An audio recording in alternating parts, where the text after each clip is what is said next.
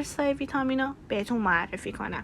کیوکتین رد، همونطور که میدونید یکی از مهمترین اجزای بدن ما قلب ماست. فرقی هم نمیکنه که چه خانم باشید چه آقا.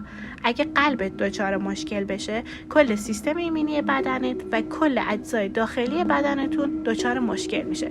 کار اصلی کیوکتین رد تنظیم کننده آنزیم‌های قلبیه. این قرص افزایش دهنده انرژی در سلول‌های قلبیه.